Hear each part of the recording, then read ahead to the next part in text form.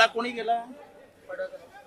मग हे बोला ना, हे बोला, जोरात बोला, परत जोरात बोला. हल्ला कोणी केला? बोला ना, बोला.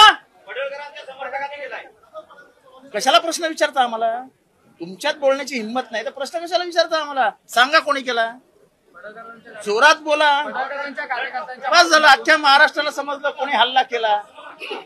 आम्हाला याच्यापेक्षा जास्त काही पुरावाच द्यायचे नाही.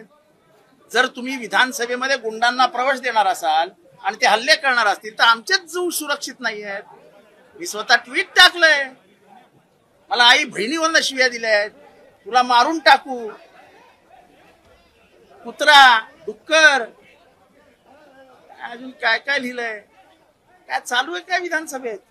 मी भाषण करून बाहेर आलो आणि थोडासा मोकळी हवा खेळायला बाहेर गेलो होतो. हा मलाच मारण्यासाठी आले होते हे सगळे.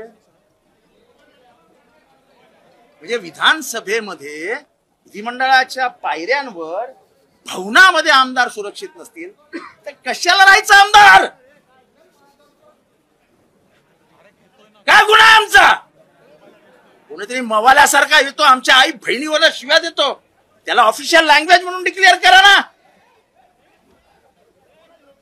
अनपार्लमेंटरी वर्ड्स वापरले जातात, करून टाका पार्लमेंटरी वर्ड्स आहेत म्हणून.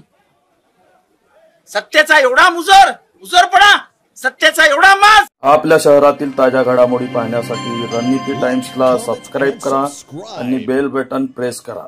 लाईक आणि शेअर करा.